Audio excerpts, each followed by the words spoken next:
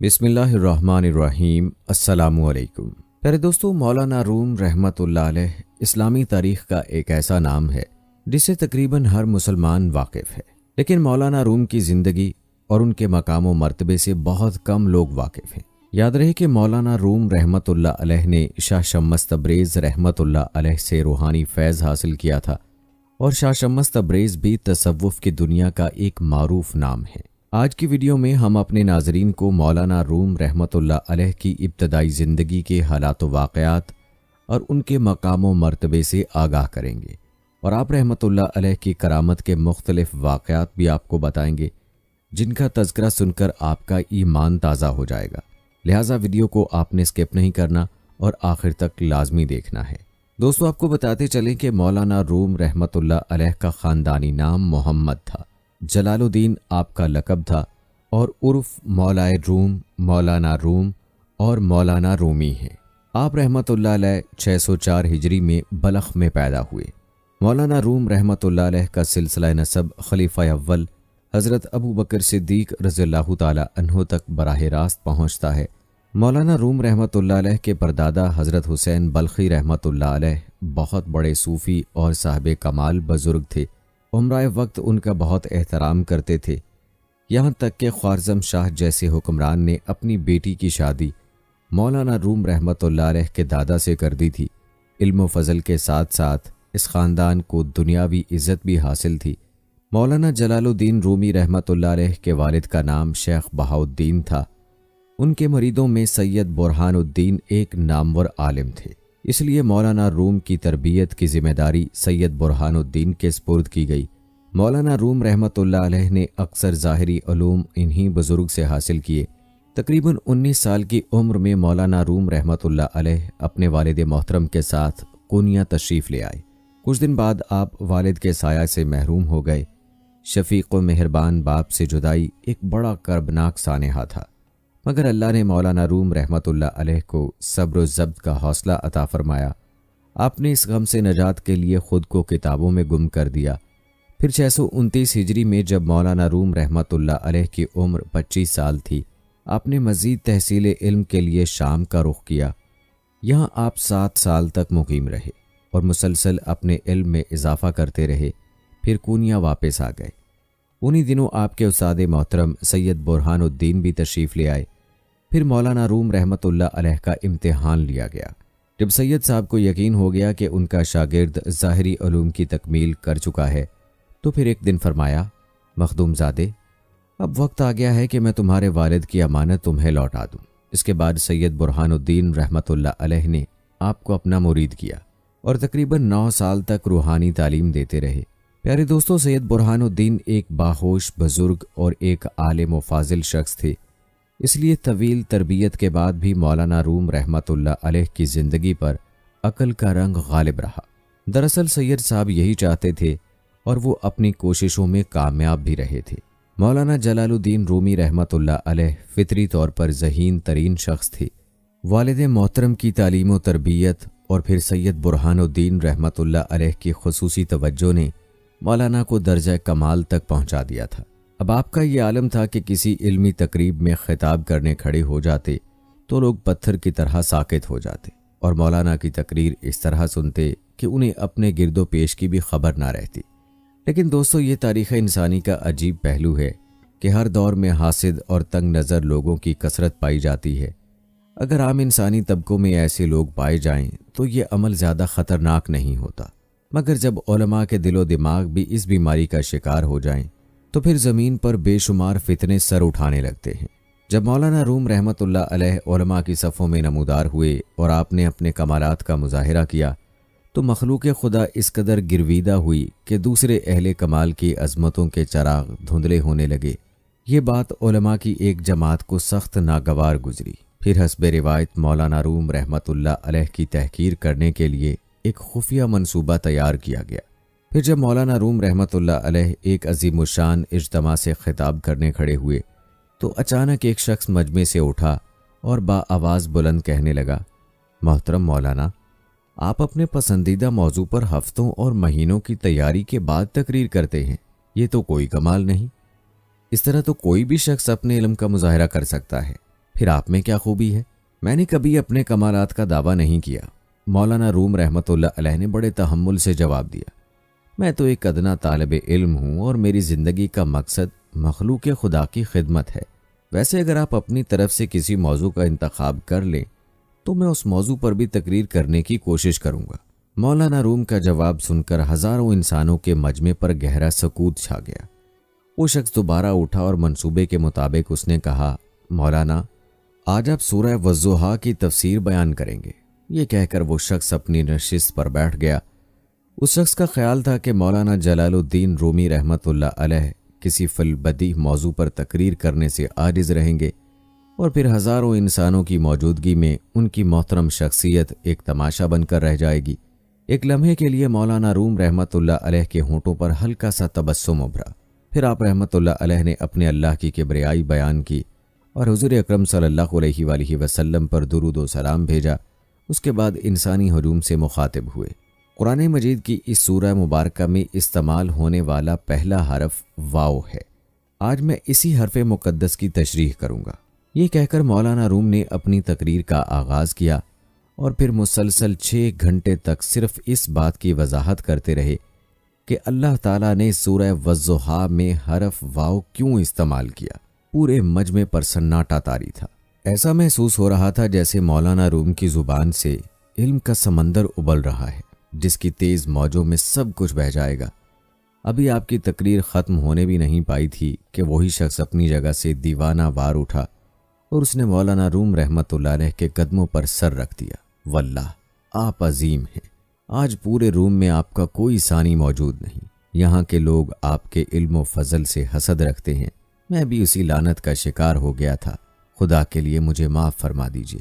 مولانا روم نے اس شخص کو اٹھا کر گلے سے لگایا اور پھر ان لوگوں کی طرف اشارہ کرتے ہوئے فرمایا جو آپ کے خلاف در پردہ سازشیں کر رہے تھے۔ میں ہر اس شخص کو معاف کرتا ہوں جو مجھ سے بے سبب عداوت رکھتا ہے۔ اللہ ان کے سینوں میں بھڑکتی ہوئی آتش حسد کو ٹھنڈا کر دے اور انہیں اپنے فضل و کرم سے ہدایت بخش دے۔ پیارے دوستو، یہ مولانا رحمۃ اللہ علیہ کی اعلیٰ ظرفی کا عظیم و شان مظاہرہ تھا جس نے بے شمار لوگوں کو آپ کا عقیدت مند بنا دیا تھا۔ پیارے دوستو، مولانا جلال الدین رومی رحمۃ اللہ علیہ ظاہری تعلیم و تربیت کے تمام مراحل طے کر چکے تھے۔ آپ کی شہرت اور مقبولیت میں بھی مسلسل اضافہ ہو رہا تھا۔ عوامی حلقوں سے لے کر عمرائے وقت تک سب آپ کا بے حد احترام کرتے تھے، لیکن اس کے باوجود مولانا روم رحمۃ اللہ علیہ کو اپنی زندگی میں ایک خلاصہ محسوس ہوتا تھا۔ اکثر تنہائی میں آپ اپنی اس محرومی کا اظہار فرماتے، میں آج بھی پیاسا ہوں اور یہ پیاس نہ جانے کب تک برقرار رہے گی۔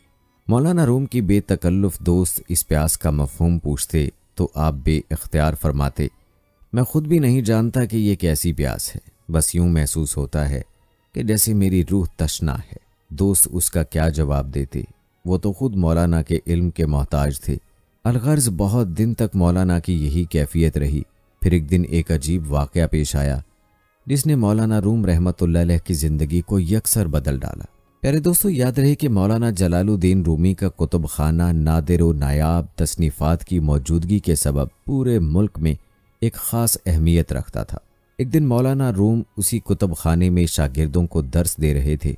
اچانک ایک اجنبی شخص اجازت کے بغیر اندر چلا آیا۔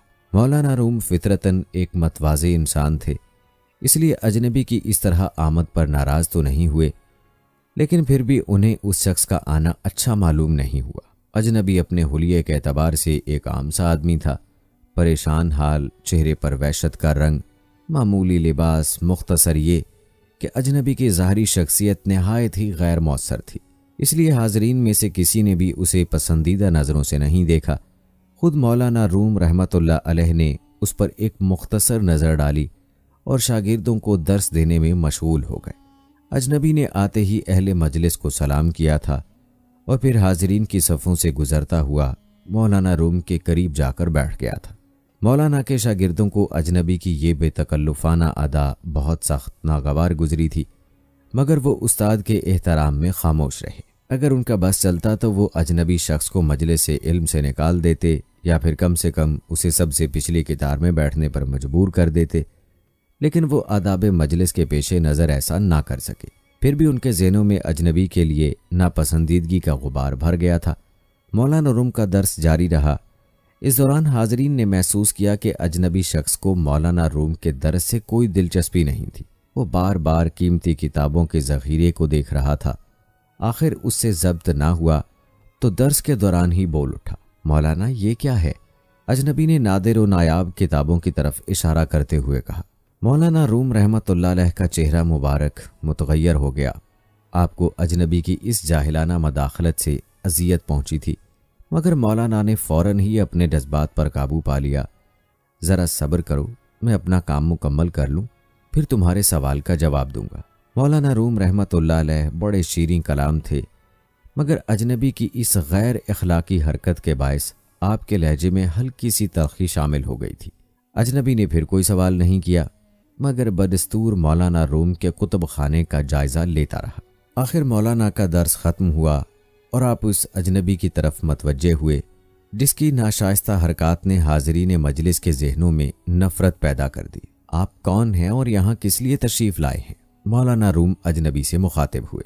مولانا، آپ میرے بارے میں دریافت نہ کریں کہ میں کون ہوں، اجنبی نے بے رخی سے کہا۔ بس مجھے میرے سوال کا جواب دے دیجئے کہ یہ کیا ہے۔ اجنبی کے اٹھے ہوئے ہاتھ کا رخ کتابوں کی طرف تھا۔ اجنبی کا سوال عجیب تھا۔ بالآخر مولانا روم کا لہجہ تلخ ہو گیا۔ کیا تمہاری بینائی کمزور ہے؟ ہرگز نہیں، اجنبی نے اسی بے نیازی کے ساتھ جواب دیا۔ میں تو بہت دور تک دیکھ سکتا ہوں، پھر تمہیں نظر نہیں آتا کہ یہ کیا ہے؟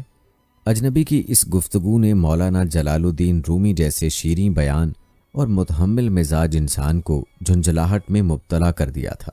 مجھے تو بہت کچھ نظر آ رہا ہے، مگر میں آپ کی زبان سے سننا چاہتا ہوں کہ یہ کیا ہے۔ اجنبی بار بار ایک ہی سوال کو دہرائے جا رہا تھا۔ مولانا روم کو اجنبی کا لہجہ بہت ناگوار گزرا۔ آخر آپ نے تلخ لہجے میں فرمایا، یہ وہ ہے جسے تم نہیں جانتے۔ مولانا کا جواب سن کر اجنبی کھڑا ہو گیا، پھر اس نے کتابوں کی طرف اشارہ کیا اور ایک ایک لفظ پر زور دیتے ہوئے بولا، اچھا یہ وہ ہے جسے میں نہیں جانتا۔ ابھی فضا میں اجنبی کے الفاظ کی گونج باقی تھی کہ یکا یک کتب خانے میں آگ بھڑک اٹھی اور مولانا روم کی نادر و نایاب کتابیں جلنے لگیں۔ یہ سب کچھ اس قدر ناقابل یقین تھا کہ مولانا جلال الدین رومی دم بخود رہ گئے اور حاضرین مجلس پر سکتہ طاری ہو گیا۔ اجنبی بے نیازانہ آگے بڑھا۔ مولانا روم نے پکار کر کہا، اے شخص یہ کیا ہے؟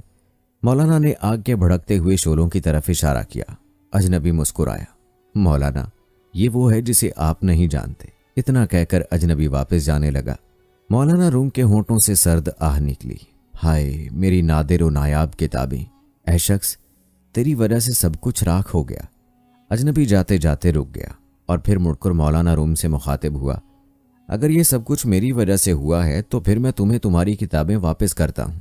یہ کہہ کر اس نے ہاتھ کا اشارہ کیا اور پھر حاضرین نے دیکھا کہ بھڑکتے ہوئے شعلے بجھ گئے اور مولانا روم کے کتب خانے میں آگ کا نام و نشان تک نہیں تھا۔ اس کے بعد اجنبی کچھ کہے بغیر تیزی کے ساتھ چلا گیا۔ پھر جب حیرتیں کم ہوئیں اور اہل مجلس کے حواس بحال ہوئے تو شاگردوں نے مولانا روم سے عرض کیا، استاد محترم یہ سب کیا ہے؟ مولانا جلال الدین رومی نے بڑے حسرت زدہ لہجے میں فرمایا، یہ وہ ہے جسے میں بھی نہیں جانتا اور تم بھی نہیں جانتے۔ پیارے دوستو، بعض راویوں نے اس واقعے کو اس طرح بیان کیا ہے کہ ایک دن مولانا روم حوض کے کنارے بیٹھے ہوئے مطالعہ کر رہے تھے۔ اچانک ایک اجنبی شخص آیا اور مولانا کے قریب رکھی ہوئی کتابوں کے بارے میں پوچھنے لگا کہ یہ کیا ہے؟ مولانا روم نے انتہائی بے رخی سے جواب دیا، یہ وہ ہے جسے تم نہیں جانتے۔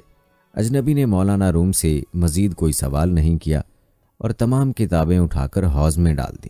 مولانا روم ایک غیر مہذب اجنبی کی اس حرکت کو برداشت نہ کر سکے اور سخت طیش کے عالم میں فرمانے لگے، اے جاہل شخص، تجھے خبر ہے کہ تو نے کیسی نادر و نایاب کتابیں تباہ کر ڈالیں؟ یہ وہ قیمتی نسخے تھے جو کسی شہنشاہ کو بھی میسر نہیں ہوں گے۔ اجنبی نے مولانا روم کو شدید اضطراب میں مبتلا دیکھا تو مسکراتے ہوئے کہنے لگا، اگر یہ بات ہے تو میں تمہاری کتابیں واپس کیے دیتا ہوں۔ اتنا کہہ کر اجنبی حوض میں اتر گیا اور تمام کتابیں نکال کر مولانا کے حوالے کر دیں۔ مولانا روم شدید حیرت کے عالم میں اپنی کتابوں کو دیکھنے لگے۔ کسی کتاب کا ایک ورق بھی پانی میں نہیں بھیگا تھا۔ یہ کیا ہے؟ مولانا روم نے اجنبی سے پوچھا۔ اجنبی نے ایک مخصوص تبسم کے ساتھ نہایت شگفتہ لہجے میں جواب دیا، مولانا یہ وہ ہے جسے آپ نہیں جانتے۔ इतना कहकर अजनबी चला गया और मौलाना जलालुद्दीन रूमी हौज के किनारे दम बखुद बैठे रहे। प्यारे दोस्तों, जिस अजनबी शख्स की करामत ने मौलाना जलालुद्दीन रूमी जैसे आलिम व फाजिल को हैरान कर दिया था, वो मशहूर बुजुर्ग हज़रत शम्स तब्रेज़ थे। हज़रत शम्स तब्रेज़ रहमतुल्लाह अलैह की इस मुलाकात ने मौलाना रूम की दुनिया ही बदल डाली। ये ऐसा ज़बरदस्त इनकलाब था कि मौलाना अपनी रविश भूल गए। कुतुब खाना बंद कर दिया गया और दरस व तदरीस के तमाम सिलसिले ख़त्म हो गए। अब मौलाना जलालुद्दीन रूमी को बस एक ही काम था कि हर वक्त हज़रत शम्स तब्रेज़ की खिदमत में हाजिर रहते थे। ये एक ऐसी तब्दीली थी कि पूरे शहर में हंगामा बरपा हो गया। मौलाना के हज़ारों अकीदतमंद बरमला कहा करते थे, कौनिया वीरान हो गया और इस वीरानी का सबब वो जाहिल फ़कीर है जिसने हमसे हमारा आलिम छीन लिया। मौलाना जलालुद्दीन रूमी के बाज़ अकीदतमंद और शागिर्द जोश जज्बात में हद से गुजर गए और वो हज़रत शम्स तब्रेज़ के बारे में गुस्साखाना अल्फाज इस्तेमाल करते थे। कहाँ आप जैसा फाजिल इंसान और कहाँ वो बेइल्म कूचा गर्द। मौलाना रूम सब कुछ सुनते थे मगर आप पर किसी तंज और किसी ताना जनी का असर नहीं होता था। अगर कभी कोई अजीज़ या दोस्त बहुत ज़्यादा जिरह करता तो बस इतना कहकर खामोश हो जाते, तुम क्या जानो कि शम्स तब्रेज़ कौन है। दोस्तों, कहा जाता है अब एक मखसूस कमरा था, हज़रत शम्स तब्रेज़ थे और मौलाना रूम रहमतुल्लाह अलैह। बाकी दुनिया से मौलाना रूम का अब कोई ताल्लुक़ बाकी नहीं रहा था। फिर वो वक्त भी आया जब मौलाना रूम को घर वालों का होश भी नहीं रहा। बीवी शौहर से और बच्चे बाप से बदजन रहने लगे। आखिर मौलाना रूम के अहले खाना भी हज़रत शम्स तब्रेज़ को जादूगर कहकर पुकारने लगे। तब्रेज़ के सहर ने हमारा घर बर्बाद कर दिया, खुदा उसे गारत करे। प्यारे दोस्तों, कोनिया का एक एक शख्स हज़रत शम्स तब्रेज़ को बुरा भला कह रहा था मगर मौलाना रूम इसी मर्द कलंदर की बारगाह में दस्त बस्ता खड़े थे।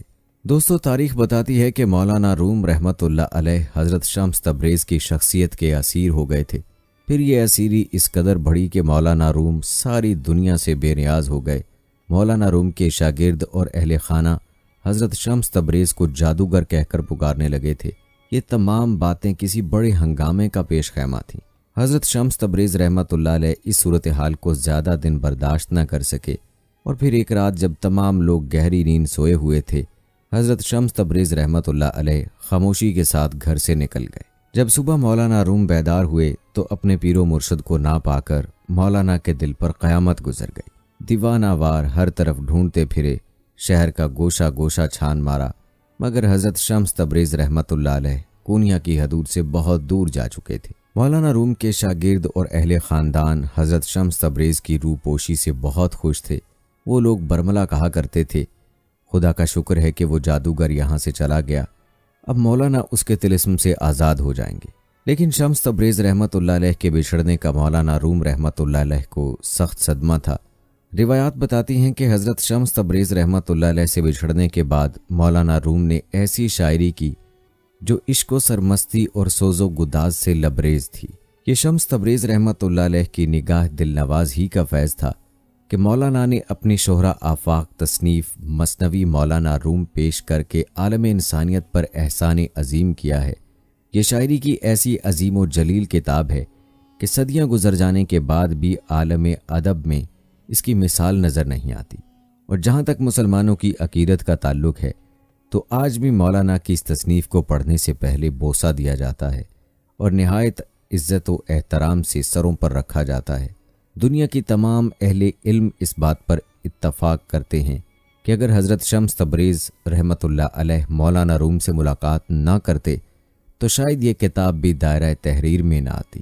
ख़ुद मौलाना रूम भी इस हकीकत की तरफ इशारा करते हैं, मौलवी हरगिज़ न शुद मौलाए रूम ता ग़ुलाम शम्स तब्रेज़ी न शुद। और अपने एक शेर में यूं कहा है कि मौलाना रूम उस वक्त तक मौलवी ना हो सके जब तक शम्स तब्रेज़ की ग़ुलामी इख्तियार ना कर ली। इस शेर से अहले नज़र अंदाज़ा कर सकते हैं कि हज़रत शम्स तब्रेज़ क्या थे और कम नज़रों के हसद ने कैसे बरगुज़ीदा शख्स को मौलाना रूम से बिछड़ जाने पर मजबूर कर दिया था। प्यारे दोस्तों, हज़रत शम्स तब्रेज़ रहमतुल्लाह अलैह की चंद रोज़ा सोहबतों ने मौलाना रूम को कलंदर बना डाला था। इन मुलाकातों से पहले मौलाना का ये हाल था कि उमराए वक्त के दरबार से भी ताल्लुक़ रखते थे, कीमती लिबास पहनते थे और जब घर से निकलते तो इस शान से कि सैकड़ों अफराद पीछे पीछे होते और आप निहायत जाहो जलाल के साथ आगे आगे चलते।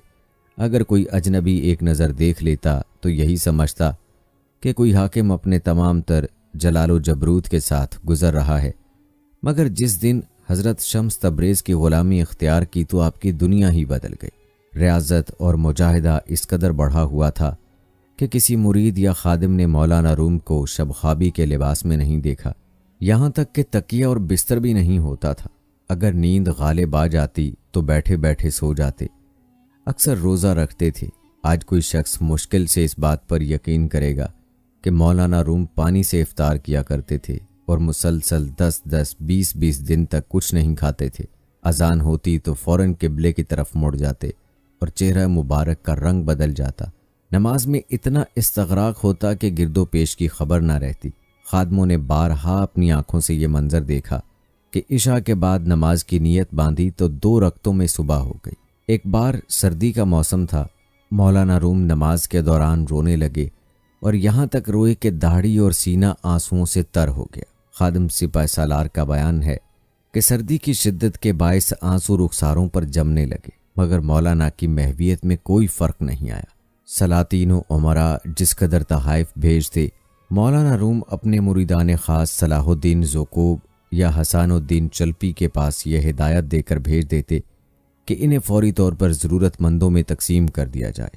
کبھی کبھی ایسا ہوتا کہ گھر میں بہت زیادہ تنگی ہوتی اور مولانا کے صاحبزادے سلطان ولد اصرار کرتے تو حسب ضرورت تھوڑی بہت رقم رکھ لیتے۔ جس دن گھر میں کھانے کا سامان نہ ہوتا، اس روز مولانا روم بہت خوش ہوتے اور بڑے والہانہ انداز میں فرماتے، آج ہمارے گھر سے درویشی کی بو آتی ہے۔ مولانا روم کی فیاضی کا یہ عالم تھا کہ جب کوئی مانگنے والا سوال کرتا اور مولانا کے پاس دینے کے لیے کچھ نہ ہوتا تو اپنا عبایا اتار کر دے دیتے۔ سبحان اللہ۔ دوستو، یہ شان ہوتی ہے اللہ والوں کی کہ اللہ کے نام پر اپنا سب کچھ قربان کرنے کو تیار ہو جاتے ہیں اور اللہ کے نام پر آنکھیں بند کر کے سب کچھ لوٹا دیتے ہیں۔ پیارے دوستو، روایات بتاتی ہیں کہ مولانا جلال الدین رومی کی شفقت اور شدت احساس کا یہ عالم تھا کہ کسی شخص کی ذرا سی تکلیف بھی برداشت نہیں کر سکتے تھے۔ اس کے برعکس اپنی ذات پر آفات و مصائب کے پہاڑ بھی ٹوٹ پڑے تو حرف شکایت زبان تک نہ لاتے۔ ایک بار شدید سردی پڑ رہی تھی۔ مولانا روم کسی کام سے اپنے خلیفہ حسام الدین کے مکان پر تشریف لے گئے۔ رات بہت زیادہ گزر چکی تھی۔ مولانا جب وہاں پہنچے تو حسام الدین کے گھر کے تمام دروازے بند ہو چکے تھے۔ اگر مولانا چاہتے تو نصف شب بھی اس مکان پر دستک دے کر اہل خانہ کو بیدار کر سکتے تھے اور آپ کا یہ عمل حسام الدین کے لیے باعث شرف ہوتا، لیکن مولانا روم نے دروازہ کھٹکھٹایا اور نہ کسی کو آواز دی۔ رات بھر کھلے آسمان کے نیچے کھڑے رہے اور برف سر پر جمتی رہی۔ صبح جب حسام الدین کے ایک خادم نے دروازہ کھولا اور مولانا کو اس حالت میں کھڑے دیکھا تو اس کے ہوش اڑ گئے۔ وہ بدحواسی کے عالم میں مکان کے اندر گیا اور حسام الدین کو خبر دی۔ مولانا روم رحمت اللہ علیہ کے خلیفہ دیوانہ وار ننگے پاؤں بھاگتے ہوئے آئے اور پیر و مرشد کے قدموں میں سر رکھ کر رونے لگے۔ مولانا نے انہیں اٹھا کر گلے سے لگایا اور بہت دیر تک تسلی دیتے رہے۔ جب حسام الدین کے آنسو رک گئے تو فرمایا، میں نے مناسب نہیں سمجھا کہ تمہاری نیند میں خلل پڑے اور میری وجہ سے دوسرے مکینوں کو زحمت ہو۔ یہ واقعہ اس قدر اثر انگیز تھا کہ حسام الدین آخری سانس تک اس رات کو فراموش نہ کر سکے۔ اکثر اپنے مریدوں کو درس دیتے ہوئے فرمایا کرتے تھے، پیر و مرشد کا یہ عمل اس لیے تھا کہ ہم درویشی کا مفہوم سمجھ سکیں اور اپنی آنکھوں سے خدمت خلق کی زندہ تصویر دیکھ سکیں۔ پیارے دوستو، روایات میں آپ کا ایک عجیب واقعہ یوں آتا ہے کہ شہر کونیا میں گرم پانی کا ایک چشمہ تھا۔ مولانا روم کبھی کبھی وہاں غسل کے لیے تشریف لے جایا کرتے تھے۔ ایک بار مولانا نے اس چشمے پر جانے کا ارادہ کیا۔ کچھ مریدوں اور خادموں نے ایک دن پہلے وہاں جا کر آپ کے غسل کے لیے مخصوص جگہ کا انتظام کر دیا۔ دوسرے روز جب مولانا روم وہاں تشریف لے گئے تو آپ کی آمد سے چند لمحے قبل کچھ جزامی یعنی کوڑی اس مقام پر نہانے لگے۔ خادموں نے خوفناک مرض میں مبتلا انسانوں کو ڈانٹ کر اس جگہ سے ہٹانا چاہا تو مولانا روم نے سختی کے ساتھ منع کر دیا۔ جب وہ جزامی نہا کر چلے گئے تو آپ نے اسی جگہ کا پانی لے کر غسل کیا اور پھر اپنے خادم سے فرمایا، احتیاط اچھی چیز ہے مگر ایسے بیماروں سے نفرت نہیں کرنی چاہیے، یہ لوگ بھی کل تک تمہاری طرح خوبصورت جسموں کے مالک تھے۔ ایک اور روایت ہے کہ ایک بار محفل سما آراستہ تھی۔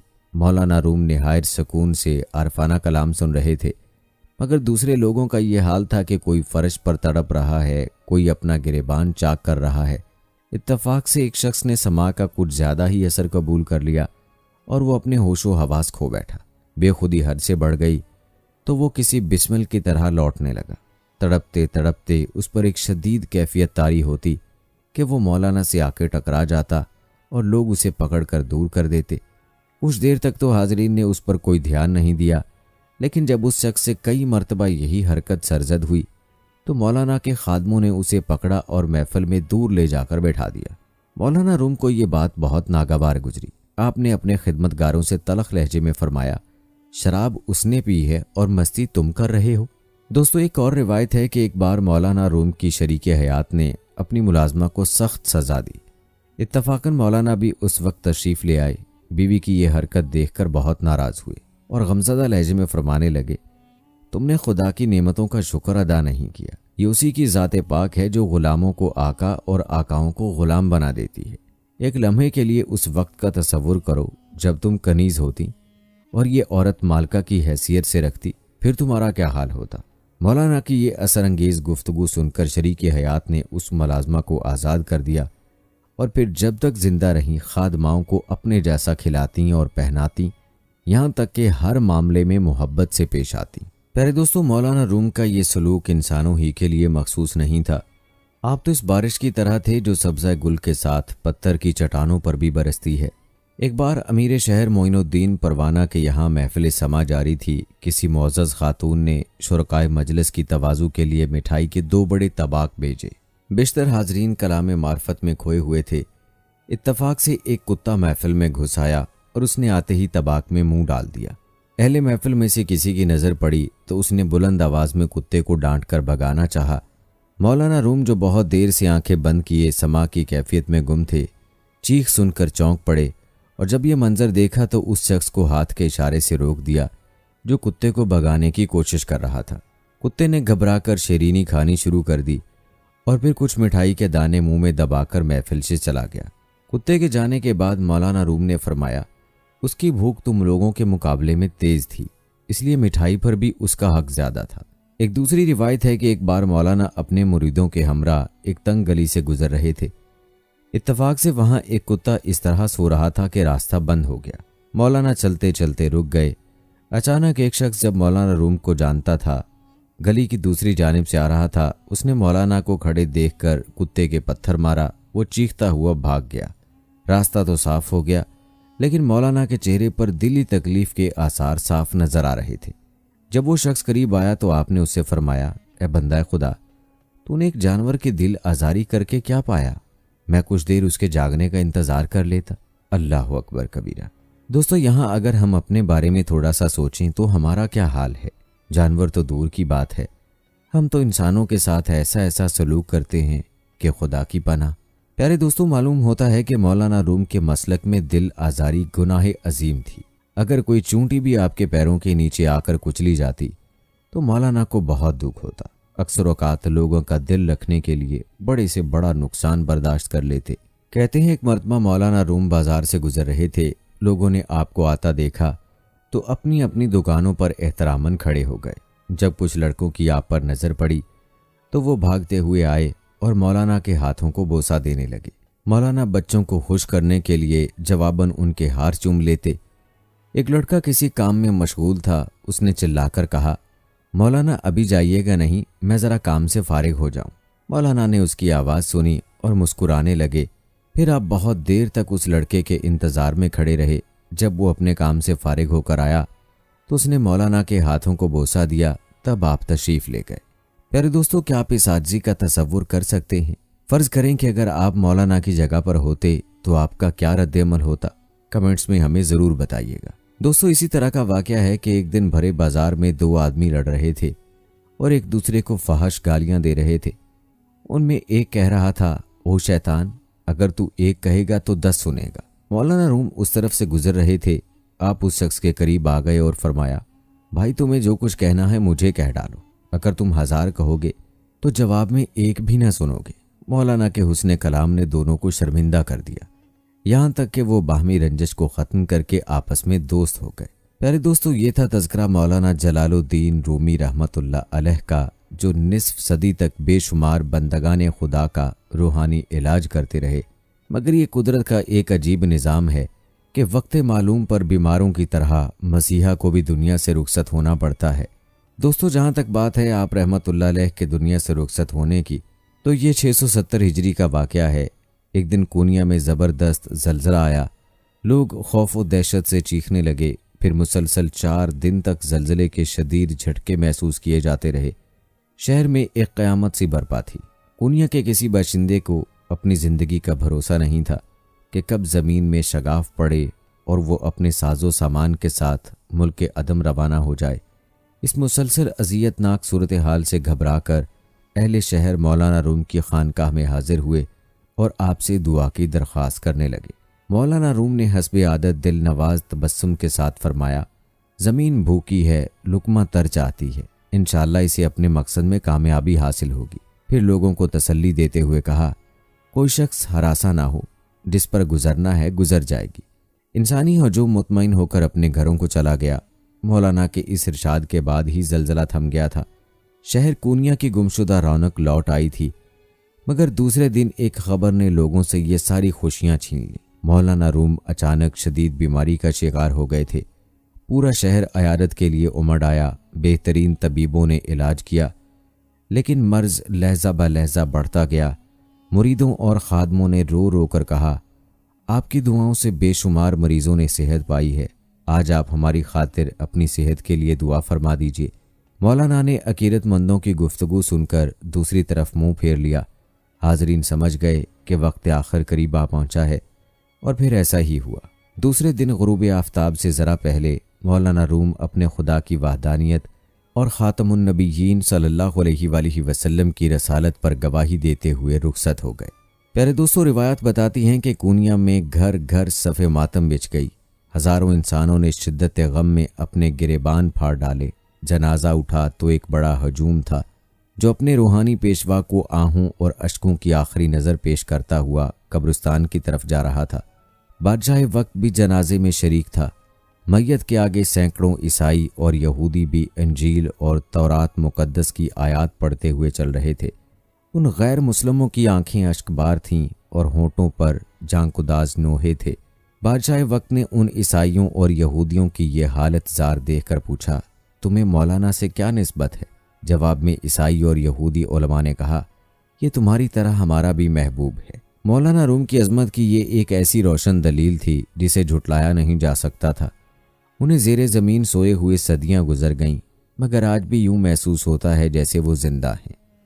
آج بھی اگر کوئی خوش الہان قاری مثنوی مولانا روم کے اشعار پڑھتا ہے تو اہل دل یہی سمجھتے ہیں کہ مولانا ہمارے درمیان موجود ہیں۔ دوستو، اہل علم کا ماننا ہے کہ شاعر مشرق علامہ اقبال ذہنی اور روحانی اعتبار سے آخری سانس تک مولانا کے زیر اثر رہے، یہاں تک کہ علامہ نے اس مرد جلیل کو پیر روم کہہ کر پکارا اور ہمیشہ اس کی روحانی شاگردی پر نازاں تھے۔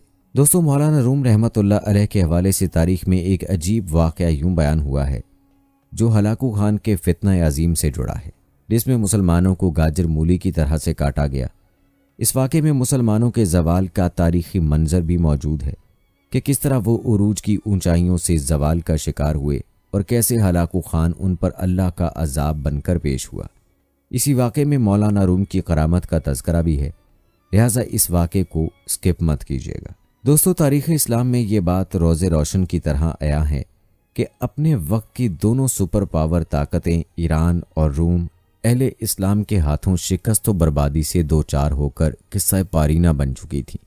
اللہ نے اپنے آخری رسول صلی اللہ علیہ وآلہ وسلم سے کیا ہوا وعدہ پورا کر دیا تھا کہ اہل ایمان صرف آخرت ہی میں کامیاب و کامران نہیں ہوں گے بلکہ دنیا میں بھی انہیں اقتدار اعلیٰ بخشا جائے گا۔ پھر دیکھتے ہی دیکھتے مسلمانوں کا عروج اپنے انتہا کو پہنچ گیا۔ ساری دنیا کی دولت ان کے قدموں میں تھی اور بڑے بڑے تاج و تخت ان کی ٹھوکروں سے پامال ہو رہے تھے۔ کچھ لوگوں کو وہ زمانہ یاد آ رہا تھا جب ایران کی فتح کے بعد مال غنیمت کے انبار دیکھ کر حضرت عمر فاروق رضی اللہ تعالی عنہ رو پڑے تھے، اور کسی شخص نے عرض کیا تھا، امیر المومنین، انتہائی خوشی کے موقع پر آپ کی آنکھوں میں یہ آنسو؟ جواب میں خلیفہ ثانی نے فرمایا تھا، میں اس لیے روتا ہوں کہ جہاں دولت کے قدم آتے ہیں وہاں ایمان سلامت نہیں رہتا۔ اللہ تمہیں مال و زر کے فتنے سے محفوظ رکھے۔ اور پھر تاریخ نے دیکھا کہ ایسا ہی ہوا تھا۔ دنیا کے سارے خزانوں کی کنجیاں مسلمانوں کے ہاتھوں میں تھیں۔ عظیم الشان محل تعمیر کیے جا رہے تھے، مگر کاشانہ دل ویران ہوتا چلا جا رہا تھا۔ دیواروں میں قیمتی فانوس بھی آویزاں تھے، مگر دماغوں کا اندھیرا بڑھتا جا رہا تھا۔ جس قوم کو اپنی نگاہیں نیچی رکھنے کا حکم دیا گیا تھا، آج وہی قوم کنیزوں کے خوبصورت جسموں سے اپنے حرم سجا رہی تھی۔ تاریخ بتاتی ہے کہ پھر ایک دن بغداد کی شاہراہوں پر ایک مجذوب چیختا پھر رہا تھا، لوگو، خدا کی نافرمانیوں سے باز آ جاؤ، موسیقی کے اوزار اور رباب توڑ دو اور شراب کے ذخیرے نالیوں میں بہا دو، ورنہ قدرت کا پیمانہ برداشت چھلکنے والا ہے۔ عذاب کے دن گنے جا چکے ہیں، بس کچھ گھڑیاں باقی ہیں۔ ابھی توبہ کا دروازہ کھلا ہے، سرکشی چھوڑ دو، نہیں تو تمہارے کاندھوں سے گردنوں کے بوجھ کم کر دیے جائیں گے۔ بڑا خون بہے گا، بڑی رسوائی ہوگی۔ ہر گزرتے ہوئے لمحے کے ساتھ مجذوب کی لے تیز ہوتی جا رہی تھی۔ شروع میں لوگ اسے پاگل سمجھ کر ایک دلچسپ تماشے سے لطف اندوز ہوتے رہے، مگر وہ دیوانہ تو بڑے پتے کی بات کر رہا تھا، بڑے خوفناک راز فاش کر رہا تھا۔ آخر عشرت قدوں میں رہنے والوں کو اسی وحشی کے نعرے گراں گزرنے لگے۔ مجذوب سے کہا گیا کہ وہ نعرہ زنی بند کر دے، اس کی بے ہنگم آوازوں سے شرفاء کے سکون میں خلل پڑتا ہے۔ وہ کسی عذاب کی باتیں کرتا ہے، عذاب ہمیں چھو بھی نہیں سکتا کہ ہم اہل ایمان ہیں۔ کئی بار تنبیہ کی گئی، لیکن مجذوب نے اپنا چلن نہیں بدلا۔ وہ پریشان بالوں اور بوسیدہ کپڑوں کے ساتھ ہر گلی کوچے میں چیختا پھر رہا تھا، اے بے خبرو، سرخ آندھی آنے والی ہے، اس کے تیز جھونکوں میں تمہارے پتھروں کے مکان روئی کے تیز گالوں کی مانند اڑ جائیں گے۔ اب اس قہر سے تمہیں کوئی نہیں بچا سکتا۔ ہلاکت اور بربادی تمہارا مقدر ہو چکی ہے۔ عیش و عشرت میں ڈوبے ہوئے لوگ موت کی خبریں سننے کے لیے تیار نہیں تھے۔ آخر معززین شہر نے مجذوب کی باتوں کو بدشگونی کی علامت قرار دے کر ایک سنگ دلانہ حکم جاری کر دیا۔ اب وہ بے ضرر انسان جدھر جاتا لوگ اس پر غلاظت پھینکتے تھے۔ مجذوب ان کی اس حرکت پر قہقہے لگاتا تھا، میرے جسم پر گندگی کیا اچھالتے ہو؟ اپنے مسخ چہروں اور غلیظ لباسوں کی طرف دیکھو، عنقریب ان پر سیاہی ملی جانے والی ہے، اور کچھ دن خدا کے نظام کا مذاق اڑا لو، پھر وقت تمہارا اس طرح مذاق اڑائے گا کہ تم موت کو پکارو گے مگر موت بھی تمہیں قبول نہیں کرے گی۔ اس کے بعد لوگ تشدد پر اتر آئے۔ مجذوب جہاں سے گزرتا تھا، جوان اور بچے اس پر پتھر برساتے تھے۔ لاغر اور نحیف جسم اپنے خون میں نہا گیا۔ بدمست انسانوں کے قہقہے بلند ہوئے۔ مجذوب بغداد کی ایک شاہراہ پر کھڑا لڑکھڑا رہا تھا۔ اس خون رنگ تماشے دیکھنے کے لیے سینکڑوں انسان جمع ہو گئے تھے۔ مجذوب نے ہجوم کی طرف دیکھا اور بڑے اداس لہجے میں بولا، کیا تم میں سے ایک شخص بھی ایسا نہیں ہے جو ان سنگ دلوں کو منع کرے اور میری طرف آنے والے پتھر کو روک لے؟ مجذوب کی فریاد سن کر لوگوں کے قہقہے کچھ اور بلند ہو گئے۔ کسی نے سنگباری کرنے والوں کو منع نہیں کیا۔ پورے مجمع کا ضمیر مر چکا تھا، عذاب لکھا جا چکا۔ مجذوب آسمان کی طرف منہ اٹھا کر چیخا۔ لکھنے والے نے لوح محفوظ پر لکھ دیا، آگ، خون، موت، ذلت اور بربادی۔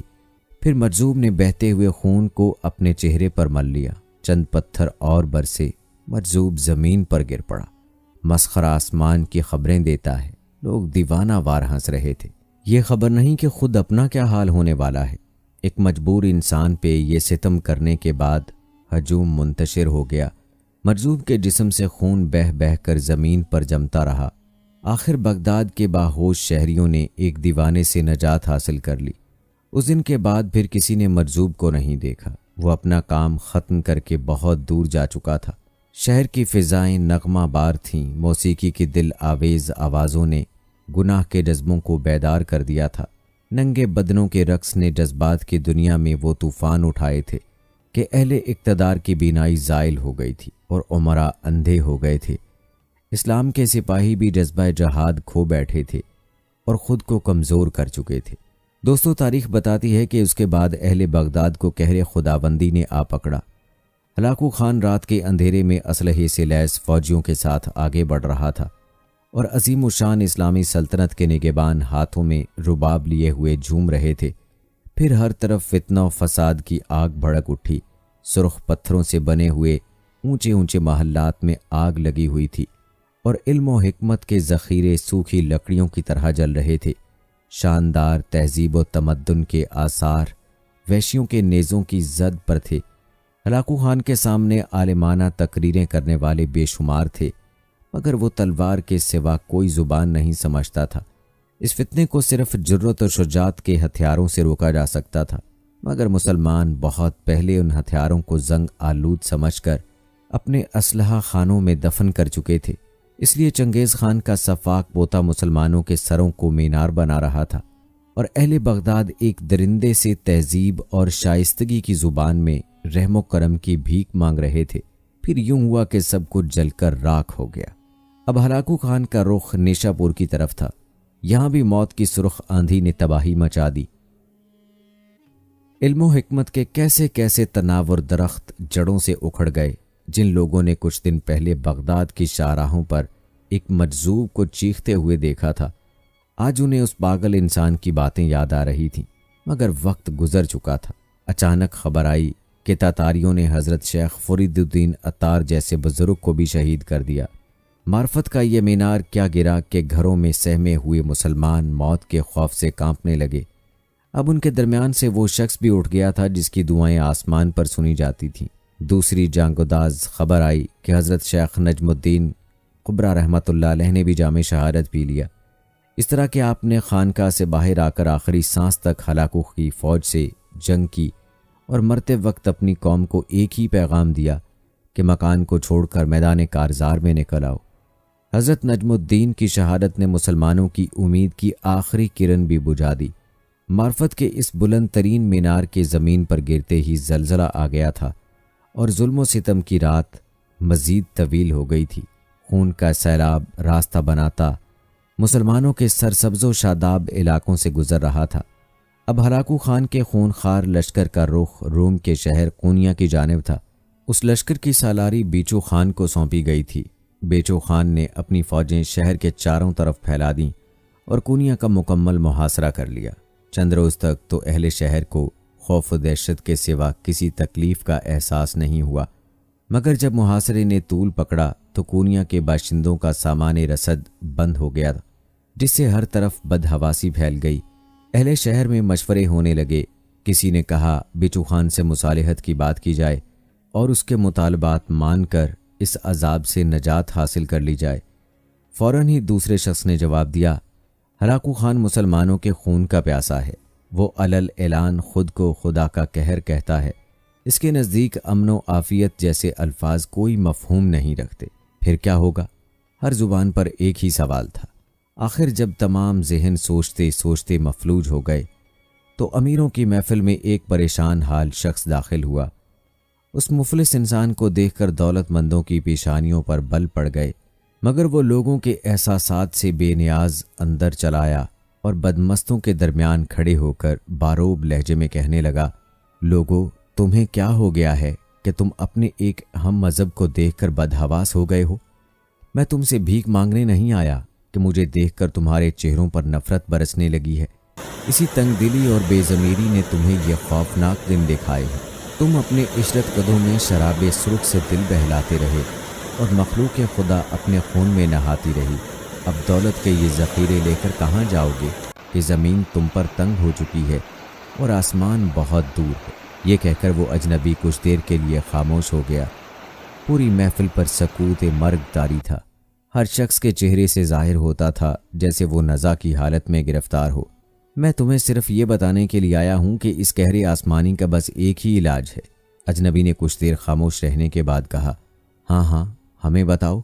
تمام عمرہ بیک زبان چیخے، ہم اپنی دولت کے سارے انبار لوٹا دیں گے۔ خدا کے لیے ہمیں اس اذیت ناک صورتحال سے نجات دلاؤ۔ ہم گزرنے والے ہر لمحے کے ساتھ مرتے ہیں اور پھر دوسری ساتھ میں جی اٹھتے ہیں۔ ہلاکو خان کی دہشت ہمیں وقت سے پہلے مار ڈالے گی۔ سب کے سب گداگروں کی طرح چیخ رہے تھے۔ اس درویش کے پاس جاؤ جو تمہارے عشرت قدوں پر تھوک کر اپنی خانقاہ میں گوشہ نشین ہو گیا ہے۔ اجنبی نے نہایت تلخ لہجے میں کہا۔ اس کے ایک ایک لفظ سے اہل محفل کے لیے شدید نفرت کا اظہار ہو رہا تھا۔ وہ تمہاری دولت کے ذخیروں کا محتاج نہیں، وہ تو خود شہنشاہ ہے، ایسا شہنشاہ جس کے سامنے ہلاکو خان کے سپاہی بھی حقیر کیڑوں سے زیادہ اہمیت نہیں رکھتے۔ اس کے پاس جاؤ اگر وہ دعا کے لیے ہاتھ اٹھا دے تو ممکن ہے کہ تمہارے سروں پر آگ کے شعلوں کی بجائے ابر رحمت برس جائے۔ اللہ اس کی بہت سنتا ہے۔ اجنبی کی باتیں سن کر اہل محفل بدحواسی کے عالم میں کھڑے ہو گئے۔ وہ اسی وقت درویش کے آستانے پر حاضر ہونا چاہتے تھے۔ سنو، اجنبی نے پکار کر کہا، وہ آسانی سے نہیں مانے گا۔ اس کے دروازے پر بھکاریوں کی طرح جانا، وہ تمہاری قیمتی پوشاکوں سے نفرت کرتا ہے۔ یہ کہہ کر اجنبی محفل سے نکل گیا۔ تھوڑی دور تک لوگوں نے اسے جاتے دیکھا، پھر وہ اچانک نظروں سے غائب ہو گیا۔ تمام لوگ اس بات پر حیران تھے کہ وہ کون تھا، کیوں آیا تھا اور یکایک کہاں غائب ہو گیا۔ یہ ایک بڑا اہم واقعہ تھا، مگر لوگوں کے پاس سوچنے کے لیے وقت نہیں تھا۔ وہ انسان ہی صحیح لیکن فرشتہ رحمت بن کر آیا تھا۔ اس نے آگ اور خون کے درمیان گھرے ہوئے لوگوں کو سلامتی کی راہ دکھائی تھی۔ اب کونیا کے معززین اور شرفا کی جماعت اس درویش کے آستانے کی طرف بڑھ رہی تھی۔ فاصلے ختم ہوئے، اجازت طلب کی گئی۔ درویش فطرتاً مہمان نواز تھا۔ اس نے اپنے ہم وطنوں کو اندر بلا لیا۔ لوگ کانپتے قدموں سے درویش کے روبرو پہنچے۔ ان کی آنکھوں کی پتلیاں لرز رہی تھیں اور چہرے موت کے خوف سے زرد تھے۔ بعض نے بڑی ہمت کا مظاہرہ کرتے ہوئے اپنے آنے کا مقصد بیان کیا، مگر اس طرح کہ ان کی آواز لرز رہی تھی۔ میرے پاس کیوں آئے ہو؟ درویش نے بیزاری کے لہجے میں کہا، اس کائنات میں میری کیا حیثیت ہے؟ تم اس کی بارگاہ میں کیوں نہیں گئے جو لوح محفوظ کا مالک ہے، جس کے ایک اشارے پہ تقدیریں بنتی اور بگڑتی ہیں؟ شیخ، وہ ہماری نہیں سنتا۔ کونیا کے عمرہ نے رقت آمیز لہجے میں کہا، ہم بہت گناہ گار ہیں، ہمارے لیے در توبہ بند ہو چکا ہے، یہ سب غلط ہے۔ اگرچہ درویش کے ہونٹوں پہ ہر وقت ایک دل نواز تبسم نمایاں رہتا تھا، مگر وہ کونیا کے عمرہ کی بات سن کر یکایک غضبناک ہو گیا۔ کوئی نہیں جانتا کہ در توبہ کب بند ہوگا۔ جاؤ اسی کو پکارو، وہی اپنے بندوں کی سنتا ہے۔ اگر وہ نہیں سنے گا تو پھر اس کائنات میں کون سننے والا ہے؟ عمرہ نے محسوس کر لیا کہ درویش اپنا دامن بچا رہا ہے۔ اجنبی نے انہیں پہلے ہی خبردار کر دیا تھا کہ درویش آسانی سے اس کی بات نہیں مانے گا، اس لیے وہ مزید گریہ ازاری کرنے لگے۔ آسمان سے ہماری فریادوں کا جواب نہیں آتا۔ شیخ، ہم تیرے آستانے سے واپس نہیں جائیں گے۔ اگر موت ہمارا مقدر بن چکی ہے تو پھر ہم تیرے قدموں میں مر جانا پسند کریں گے۔ تم نے دیکھا کہ شیخ فرید الدین عطار شہید کر دیے گئے، حضرت نجم الدین اپنے خون میں نہا کر خالق کی حقیقی سے جا ملے۔ میں تو ان کے قدموں کی خاک بھی نہیں ہوں، پھر تمہارے لیے کیسے دعا کروں؟ کیسے کیسے پارسا اس فتنہ عظیم میں زندگی سے محروم ہو گئے۔ جب ان کی دعائیں قہر آسمانی کو نہ روک سکیں تو پھر میں کس شمار میں ہوں؟ درویش بڑے دردناک لہجے میں اپنی عاجزی کا اظہار کر رہا تھا، مگر لوگ اس کی بات سننے کے لیے تیار نہیں تھے۔ انہیں صرف اپنے جان و مال کی فکر تھی۔ وہ درویش کے سامنے بہت دیر تک گریہ ازاری کرتے رہے۔ آخر درویش مجبور ہو گیا۔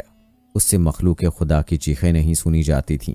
وہ اٹھا اور اپنا مسلح لے کر خانقاہ سے نکل گیا۔ لوگوں نے بڑی حیرت سے درویش کے طرز عمل کو دیکھا۔ وہاں موجود ہر شخص یہی سمجھ رہا تھا کہ درویش ان کے شور فغاں سے تنگ آ کر خانقاہ کو چھوڑ کر چلا گیا ہے۔ پورے مجمع پر کچھ دیر کے لیے سکوت مرگ سا طاری رہا۔ پھر تمام لوگ خانقاہ سے باہر نکل آئے اور درویش کو دیکھنے لگے، جو ساری دنیا سے بے نیاز تیز تیز قدموں کے ساتھ ایک سمت چلا جا رہا تھا۔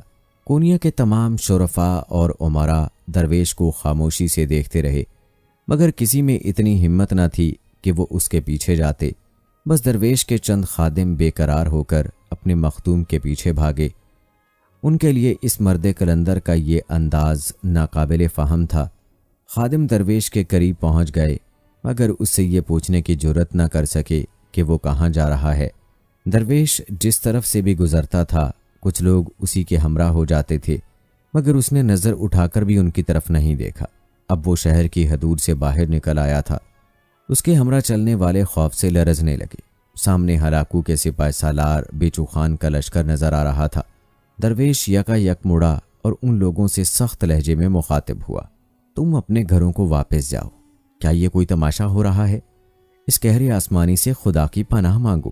یہ کہہ کر درویش آگے بڑھا۔ اس کا انجانا سفر دوبارہ شروع ہو گیا تھا۔ ساتھ جانے والے اسی مقام پر رک گئے جہاں اس نے ٹھہر جانے کا حکم دیا تھا۔ درویش آگے بڑھتا رہا یہاں تک کہ وہ منگول لشکر کے قریب تر ہوتا چلا گیا۔ تمام اہل شہر اور خادم جو اس وقت وہاں موجود تھے خوف و دہشت سے کانپنے لگے۔ درویش کا ناتواں جسم منگول تیر اندازوں کے نشانے پر تھا۔ تاتاریوں کے ترکش سے نکلا ہوا ایک تیر بھی درویش کا کام تمام کر سکتا تھا، مگر وہ مرد خدا آج ہر شے سے بے نیاز تھا۔ اس کے قدم تیزی سے اٹھ رہے تھے، پھر وہ پونیا کے ان باشندوں کی نظروں سے اوجھل ہو گیا جو اسے بیچو خان کے لشکر کی طرف بڑھتے ہوئے دیکھ رہے تھے۔ فاصلے مزید کم ہو گئے۔ درویش ایک بلند ٹیلے پر چڑھنے لگا۔ اس ٹیلے کی دوسری طرف تاتاریوں کا لشکر خیمہ زن تھا۔ درویش چوٹی تک پہنچا، پھر اس نے اپنے اطراف پر نظر ڈالی۔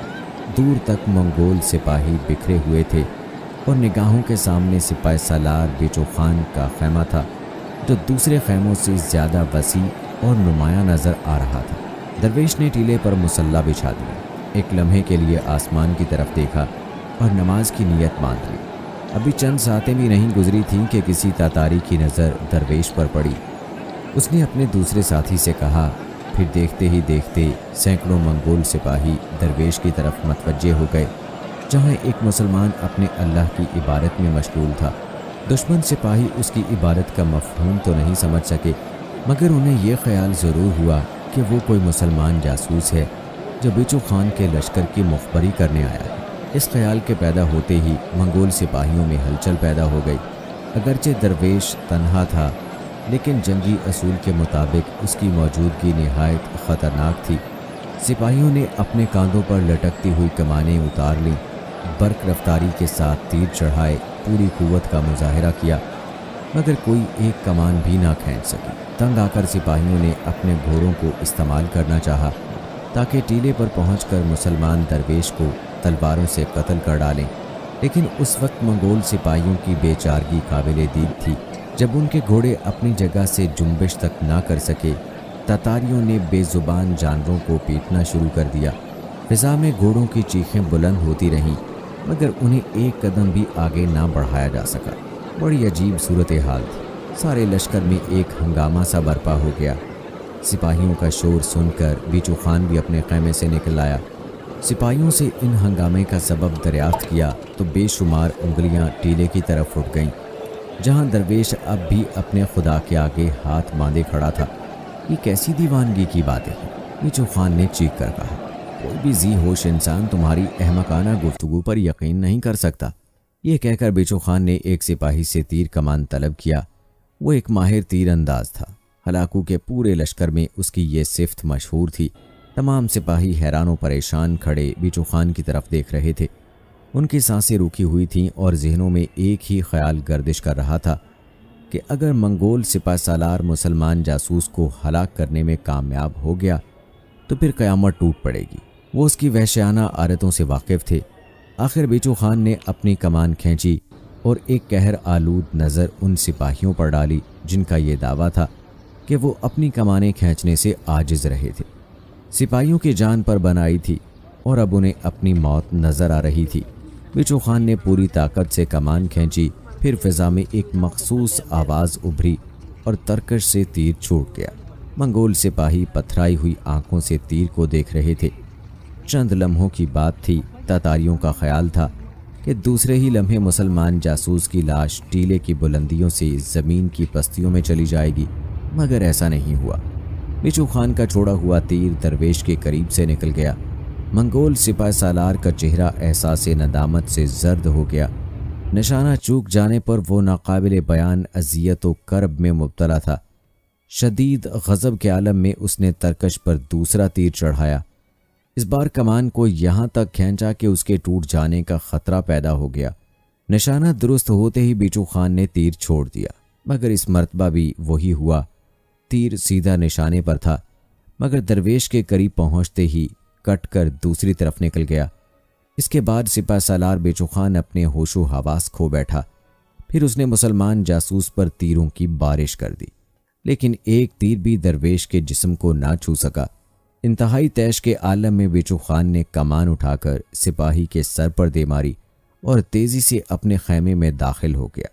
تلوار نکالی اور دوبارہ خیمے سے باہر آیا۔ وہ مسلمان جاسوس کو اپنے ہاتھ سے تہو تیگ کرنا چاہتا تھا۔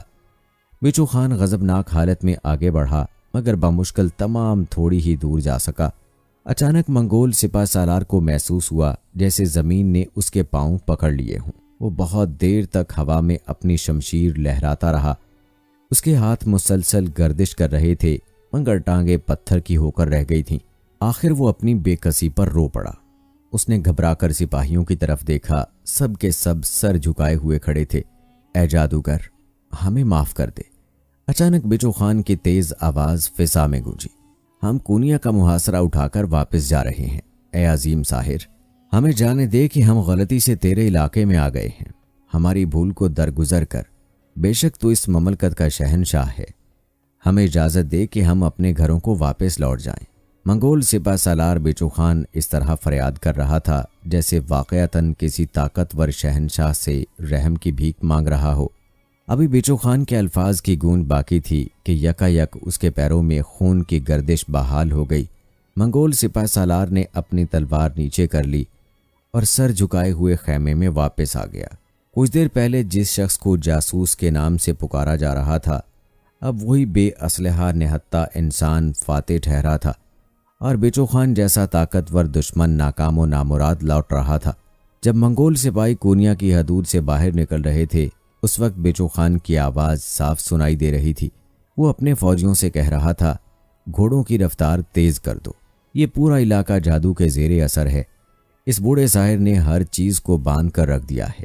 ان الفاظ کے ادا ہوتے ہی گھوڑوں کی پشت پر تازیانے برسنے لگے، فضا حیوانوں کی چیخوں سے گونجنے لگی، راستوں سے گرد و غبار اٹھا اور پھر فتنہ ہلاکو کا نقیب کسی نامعلوم منزل کی طرف روانہ ہو گیا۔ شہر کونیا کے باشندے بہت خوش تھے۔ ایک درویش کی دعاؤں کے سبب ان کے سروں سے عذاب آسمانی ٹل گیا تھا۔ درویش اپنی خانقاہ کی طرف آیا تو انسانی ہجوم نے اسے گھیر لیا۔